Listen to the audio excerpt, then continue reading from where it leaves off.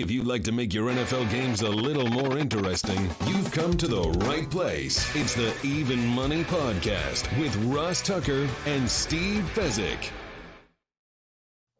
Yeah, Vegas, baby. Vegas. It is the Even Money Podcast. Of course, presented by DraftKings Sportsbook, America's #1 rated sportsbook app. I'm Ross Tucker, former NFL offensive lineman, classic journeyman, 5 teams, 7 years. Now I'm kind of a media journeyman, I guess. Got some awesome gigs with Westwood One and CBS and the Eagles. It's awesome. I also have a bunch of podcasts, 5 of them, in fact. I've got the Ross Tucker Football Podcast, which is 3 days a week here in the offseason, daily during the season. You can also check out the Fantasy Feast once a week, College Draft Podcast, Andrew Brandt's Business of Sports Podcast, and this show, the Even Money Podcast. Everybody I talk to tells me how much they love the show.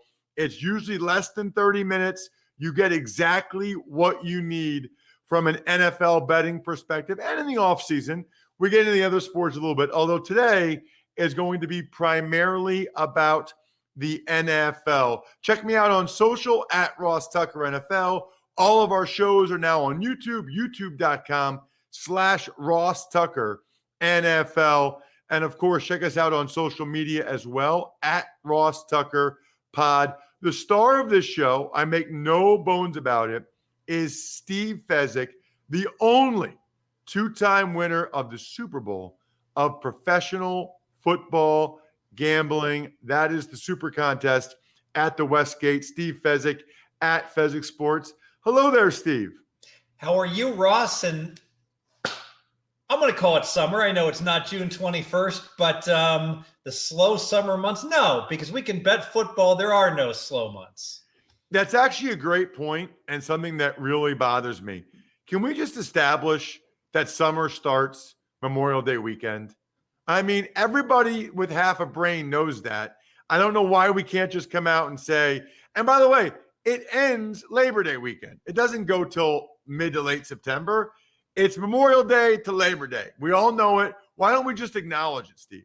Yeah, it's like daylight savings time where we can just move the clock. Who cares about solstices and the like? It's all about Memorial Day to Labor Day.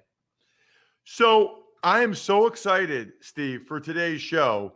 We don't do this very often, but every once in a while, I hear from a listener and I start to talk with them on email, or they send me an idea or thoughts, or maybe they take advantage of one of our sponsors or something and send me a question, maybe go back and forth a little bit. Every once in a while, I'm impressed enough that I think, you know what?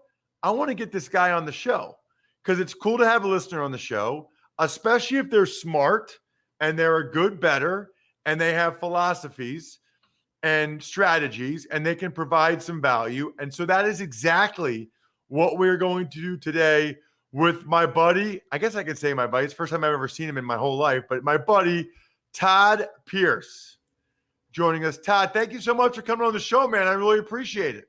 Hey, thanks, guys. Super happy to be here. And yeah, my pleasure. Ready to talk some NFL win totals. All right. So before we get into that, though, Todd, got to give everybody your background because this is one of the cool things for Steve and I. We don't get a chance to talk to listeners very much. I mean, I do on Patreon, patreon.com/RT Media a little bit, but not really, not like this. We do that football feedback show every once in a while as well. But just kind of give us your background, where you live, what you do, and how you got onto the podcast. Sure. So it's been a busy last year for sure, but I lived in New York and spent 12 years on Wall Street. I worked 6 years for Merrill Lynch, trading for them, and then 6 years at Goldman Sachs during the sort of the financial crisis. And then after, I was not responsible for the financial crisis. I have to report on that just for the record. And then we decided to move out to Telluride, Colorado, about 9 years ago. So became a bit of a ski bum, moved out to Colorado with 2 young girls, and still was able to work for a firm in New York, but just was able to do it remotely sort of before the whole remote thing was in and was kind of cool. So in the last year, we moved back east after COVID, back to New York. Realized we didn't really like it too much back east, or not as much as we did out here. Picked up again in April and moved back out to Park City, Utah. So I go to Park City, Utah every other year. I love that place, man. We ski at Deer Valley, Sure. but that place is amazing. I could totally move there. I mean, I'm not going to, but I could. Yeah, I mean, it's been fabulous so far. My wife had actually never even been out here before she moved. I just kind of convinced her, but we both love the ski town vibe, and I'm probably about a driver 9-iron away from the slopes right now. So it's a pretty good spot so far. At Park City or at Deer Valley? At Park City, yep. Okay. Gosh, that's amazing. And do you go out a lot? Yeah, I mean, we just moved out back in mid-April. So during ski season, we'll be out there, a couple times during the week and every weekend for sure. So pretty excited. This is probably a pretty dumb question, but how far is Deer Valley from Vegas, from Fezek in Vegas? So I did the drive a couple weeks ago. It's about a 6.5 hour drive if you're doing it comfortably and you got kids with you. But I was able to do it a couple weeks ago and meet the great Steve Fezek in person and chat some win totals. And it was a real pleasure. So. Oh, wait a minute. I didn't even know you guys ended up getting together. We did. And Todd and I's claim to fame, we were at a 5-star hotel. And I don't know, they didn't like us because we asked for drinks and the waitress said, "Oh, I'll bring another waitress right on over." And I turned to Todd. I could just tell by her body chemistry, we were not going to get any beverages, and we did not.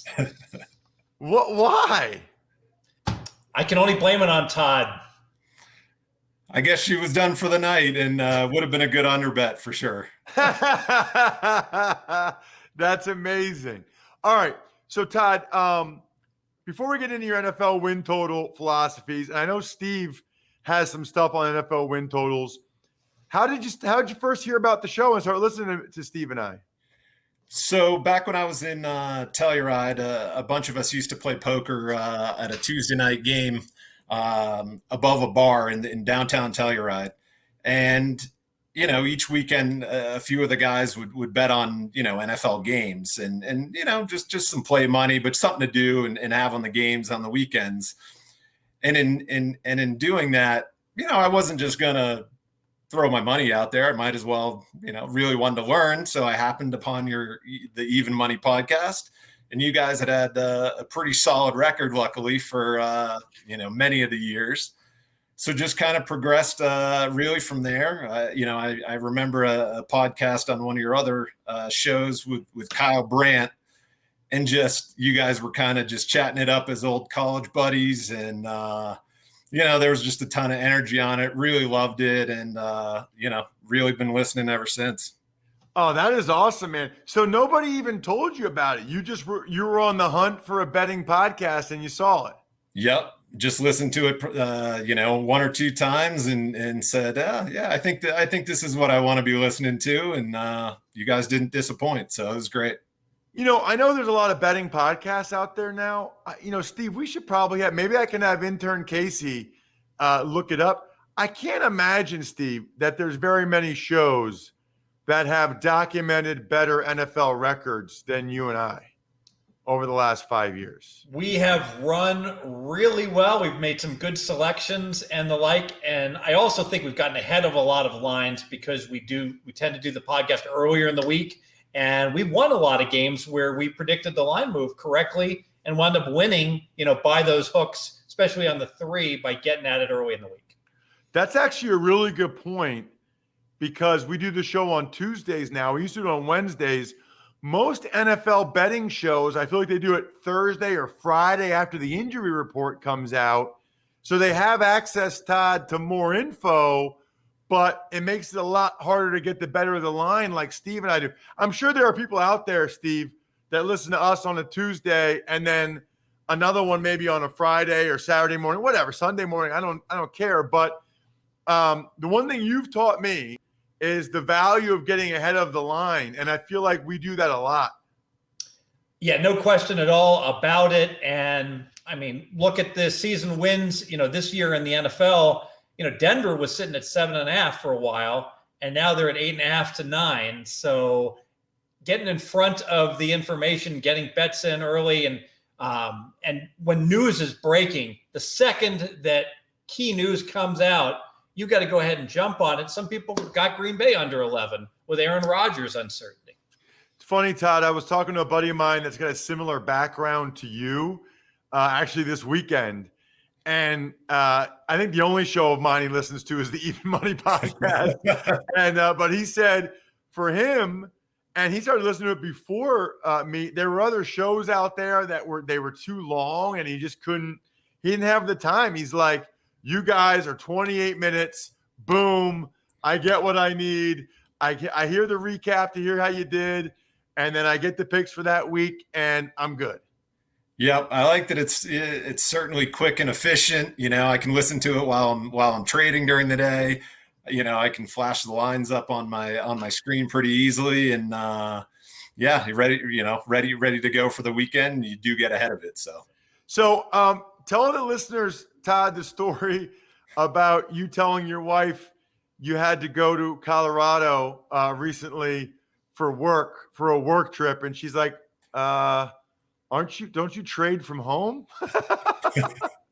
So we had just moved back out west. We had been driving for 4 straight days, but we got back out here right before the NFL draft. And I was looking at some of the lines on the Colorado books, and I said, man, I really have to figure out a way to get over to Colorado before the lines change after the draft.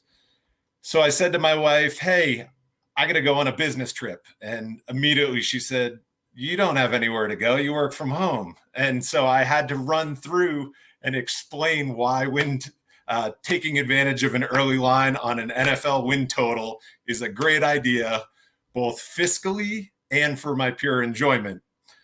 So I had to drive 3.5 hours to a place called Dinosaur, Colorado, which I don't advise anyone going to ever. I stayed at the Blue Mesa Inn for a night. I literally thought I was going to drive pretty much off the face of the earth, but I was able to get those bets in before the lines moved and was pretty happy on the ride home. Told my wife it was a great business trip. Wow. Steve, those are like your stories from back in the day. While we're talking about Colorado and Utah, there was a period of time in the year 2000 that when I was working as an executive in Los Angeles, myself and some other associates from Transamerica, we would rotate. We'd fly up to Salt Lake City. Then we would, and I know, I get it, you couldn't handicap, you couldn't bet in Salt Lake City at the time. We would drive west on godforsaken, I believe it was I-80, to Wendover, Nevada. It's a border town, Utah and Nevada. There's a west and an east Wendover. The squarest sports books in the history of the planet. I could tell you what they were doing in terms of mistakes and lines, but you would not believe me, including a 17 parlay card that paid 120 for one, where randomly picking, you're at a 3% disadvantage. We had an ROI of about 100%. It was 100% with the lines they had. Long story short, by November, we had crushed the state line and the rainbow casinos to the point they wouldn't pay us, had to go to the gaming commission to get paid. They were so angry. That is amazing. So, Todd, I'm curious, your background on the finance and as a trader, does that come into play with your strategies for placing your bets and season win totals, or really anything? Sure. Similar to trading, I'm really just looking for some major inefficiencies in the market. And if I think I have that edge and can exploit that edge, I'm going to put, next to as much as I can on that slight edge and do it over and over and over again, because over the course of time, that will pay off. Especially on some of these early markets, call it pre-draft and even right after the draft when, call it Las Vegas puts some of their early lines up. There's a huge discrepancy on some of the team win totals that, you're really getting 50, 60 cents of value on some of these markets. So it's really, you're getting, call it a half a win in your favor, which at the end of the day could be a difference between a push and a win at the end of the season. And you obviously felt strong enough about the drive to Colorado. So you've got some you really like. You want to tell us about them? I do. Sure. We'll start with a couple unders. Right out of the gate, Houston under, you can find it under 4.5 as of last week, -110. They have the third toughest schedule in the league. I think everyone knows what's going on with Deshaun Watson. As of today, they have the oldest roster in the league after signing a personal, I'm a fan of him, but Rex Burkhead. But they're literally just signing volume off the street. They have a rookie head coach that's really up against it in a bad spot. They lost Will Fuller. They have a drastically aging defense. They lost J.J. Watt. So they're really, really in a bad situation. At most, I think they're going to win 1 to 2 games. So I really like Houston under 4.5, -110. Steve, what do you think? 4.5 is a pretty low number, but it doesn't look good there on a lot of levels. The coach, I feel bad for him when he's like talking about Deshaun Watson. They will have a lot of competition. I know that they've got like 8 guys you've heard of at every position. The problem is you heard of them a few years ago, or none of them are really that good. This is like a Belichick philosophy. You go somewhere new and you let the players sort out who's going to be a part of the culture you're trying to build and who's not, who still has it, who doesn't. Like, I think in their mind, all of this depth, all of this competition, they're going to end up getting in their mind 4 solid guys at each of these positions because of all the I've never seen a team bring in this many guys ever. So Houston wins 4 games last year with a top 5 quarterback. How are they going to win 5 games with no quarterback? I fully endorse that play. That's a really good point. All right, what else you got, Todd? So unfortunately, one of the next under is Steve's Las Vegas Raiders. I like them under 7.5, -110. You can still get that at some of the sports books out in Vegas. They lost quite a few veterans. They lost, especially on the O-line. They lost Trent Brown, Rodney Hudson. They lost their top wide receiver, Nelson Aguilar. The division has gotten much tougher. The Chargers obviously, are in a great spot. They have a real young, but pretty progressive new head coach. KC's already the dominant player. And in Denver, Aaron Rodgers might still land there. So you're up against a brutal division. Based on their forecasted win totals, they have the hardest schedule in the league. They really did nothing in the draft to help themselves out. They reached for an offensive lineman that some rated in the 3rd round. And they have a bottom 3 defense in points allowed with really, really no help in sight. So to me, you take advantage of the inflated line in Vegas and you bet the under on the Raiders, 7.5, -110. Steve? Yeah, it's a great point about the inflation of the lines. And this happens with the Golden Knights as well. In faraway places, the Raiders are 7. In Vegas, the season win number for the most part, 7.5, because they know that the locals are going to support the Raiders and bet over.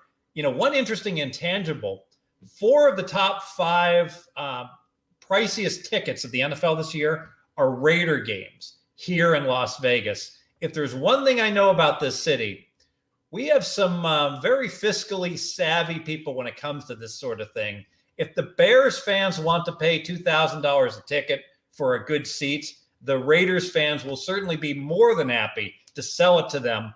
I wonder, how large will our home field advantage be on most games with so many of the visitors planning their vacation, the football fans, about coming to Vegas for a weekend to watch their team play the Raiders? So you said something I thought was interesting about the line being different. Here's my question about season win totals, Steve. Why don't they make them all half a line, a half game, 7.5, 6.5, 9.5, and just slide the juice so that there's no pushes?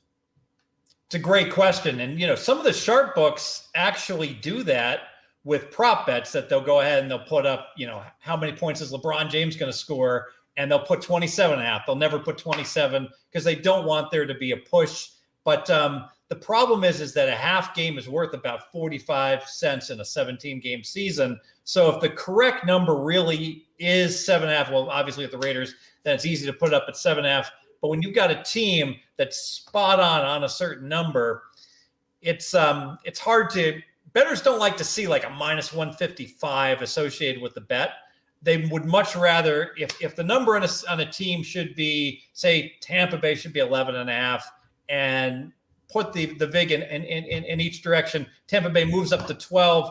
Now you got to put over 11.5 minus 155. It discourages action. People don't like to lay those big vigs or take those small pluses. They want to see minus 110 or minus 115 in each direction if that's what the number should be. By the way, the DraftKings has a ridiculous deal again this week. Their basketball deals have been absolutely incredible. Absolutely make sure when you go and download the top-rated DraftKings Sportsbook app, you use promo code Ross. You can turn $1 into $100 in free credits. Limited time, only at DraftKings Sportsbook. Promo code Ross. That is the key. All right, Todd. Well, by the way, Todd, are you any good at this? I probably should ask that. Sir, we just did 21 minutes. For all we know, Steve, maybe he's terrible. Maybe this guy makes millions doing Wall Street stuff and loses half of it on betting. We probably shouldn't even have had you on the show till I found that out.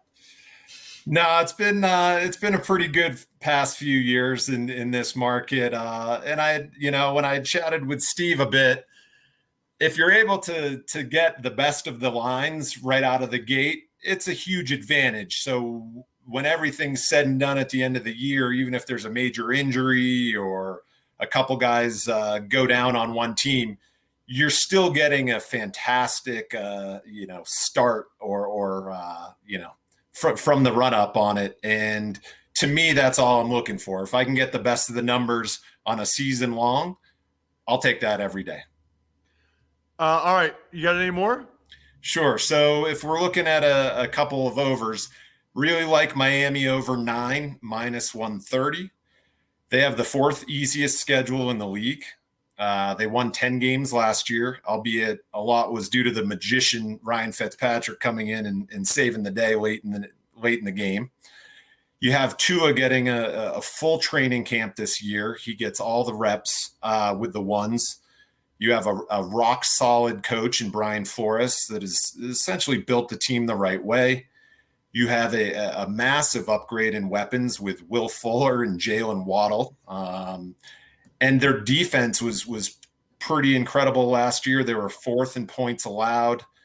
They added Jalen Phillips, an outside linebacker, and Javon Holland early in the draft. So I think Miami, at the very least, is set up to win, 10 games, and they're really in a good spot. I like Miami over 9 minus 130. Steve? Don't like Tua. Agree with everything Todd said, but I'm not going to bet on Tua to lead his team to a winning record. Steve, how do you do your win totals, by the way, while we're on it? All right. Well, what I do is I actually calculate as a starting point what Vegas says each team should win. And I have a little spreadsheet. There's an example. You can't read it. But I take the point spreads on each and every game that the Westgate has out. So you can bet right now every single game in the NFL season. And so I plug in the point spread. I convert it to a money line. I convert that to a probability of victory. So if you're a 10-point favorite, you should win the game, a little over 80% of the time. And I chug it out for each and every team. And that's my starting point. Based upon these point spreads on each and every game, I calculate exactly to the nearest decimal how many games every team should win. So that's my starting point on my forecasts. Okay, then how do you marry that with how you feel about the team? Well, then I've got to go ahead and take a look at the point spreads at the Westgate, the casino in question here that's dealing on the lines, and say, you know what? Are they consistently dealing a slightly too high number or too low number on a team? Do they have an opinion on a team that differs from my opinion? And I'll go ahead and make note of that. And based upon that, I'll start tweaking the numbers that just the pure math says each and every team will win. But sometimes, just looking at it, the number's off versus what the actual number is that's being dealt by Vegas. Unfortunately, I just did the whole AFC North. It's amazing. Every single team matched to like the nearest decimal on those spreads with what's being dealt. The season win market has become much more efficient just in the past few years. So I got to know, Steve, how much time does that take you? That sounds like that would take a lot of time. Yeah, it does take time, and that's why I haven't finished yet. But the nice thing about it is now I've got every single team's schedules week, 1 through 18. So I can use this all year long by putting in the spreads, looking for good spots, bad spots, etc. So it's something I would have had to do anyways. So this is just another part of the overall handicap and getting ready for the year. I was going to say, you need to get an intern, bro. You need to get an intern to do all that math. I'm looking, man. I'll say this. Anyone at In-N-Out Burger that's unhappy with their current job, contact me. And I'm convinced Popeye's Chicken has the worst employees in the planet and really good food. If they just fired everyone and hired all the In-N-Out Burger employees, their sales would double. How did we get there from me asking you about an intern? That was amazing. All right, Todd, I forget how many you had. Do you have any more? Sure. I'll give you one more. I do like the Giants over 7. You can still get it at certain books at -120.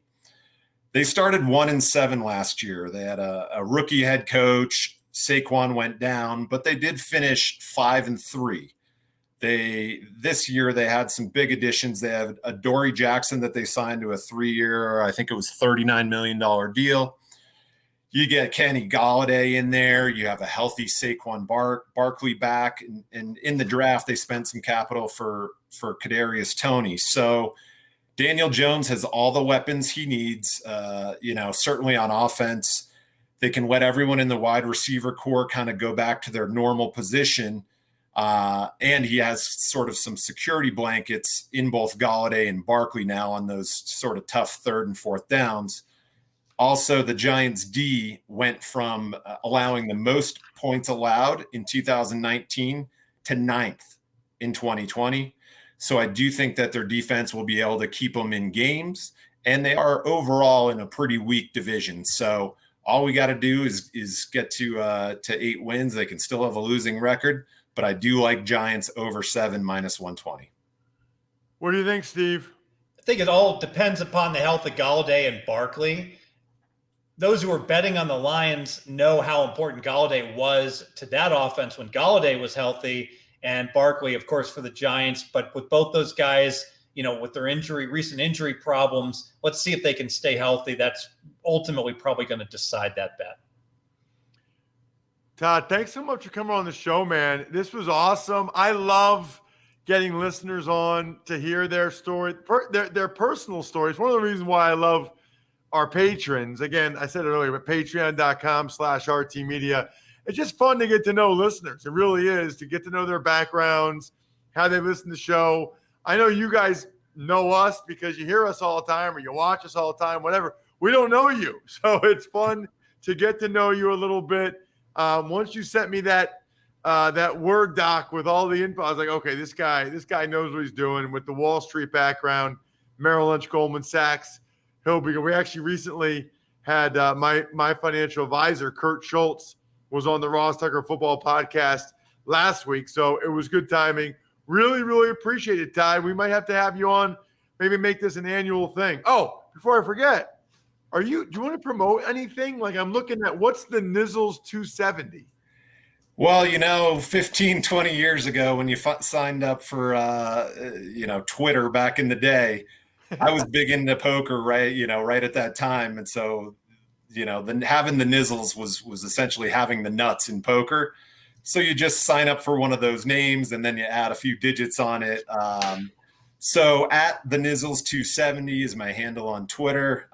For anyone that wants to chat NFL win totals or get some insight into sort of what I'm looking at, feel free to hit me in my DMs. And then sometime late fall or early next year, I should have my website up and running. And I will be sure to let you know. And obviously, if you make it out to Park City this year, hit me up. We'll have a few daddy sodas. Oh, man, that's a great idea. Todd, thanks so much for coming on the show. Really appreciate it. All right. Thanks a lot, guys. See you, Steve. Good to see you, Todd. There he is, Todd Pierce. Steve, I love that, man. I love meeting, even if it's virtual. You got to meet him in person, but I love meeting our listeners. Oh, absolutely. And if you like Todd and you like that idea of a Wall Street trader that also bets on sports, I don't know Joe Pita, but Joe Pita is a guy with a similar type of background, and he wrote a book called Trading Bases. So that's a great book if you like this conversation with Todd to go ahead and get. Talks about a Wall Street guy, ex-Wall Street guy that started betting bases for a living. Make sure you subscribe to the show, whether it's on your podcast app or youtube.com/Ross Tucker NFL. Check us out on social at Fezek Sports, at Ross Tucker Pod, at Ross Tucker NFL. Maybe we'll have another listener or two over the summer. Why not, right? Especially if they're knowledgeable. Rate and review the show, or in some other way, show us that you deserve to be on the show, and we will strongly consider it. Other than that, good luck, everybody. Hope you guys make some money. Thanks for listening to the Even Money Podcast. Make sure to also subscribe to the Ross Tucker Football Podcast, The Fantasy Feast, Business of Sports, and The College Draft. All available at Apple Podcasts, rosstucker.com, or wherever podcasts can be found. A lot of times on the show, I mentioned DraftKings. Here's what you need to know. You got to be 21 or older, New Jersey, Indiana, or Pennsylvania only. New customers only. Restrictions apply. See DraftKings.com/sportsbook for details. Gambling problem, call 1-800-GAMBLER, or in Indiana, 1-800-9-WITH-IT. By the way, if what I was talking about included a deposit bonus, doesn't always, sometimes it does. Deposit bonus requires 25 times playthrough, and deposit bonuses are paid out in site credit.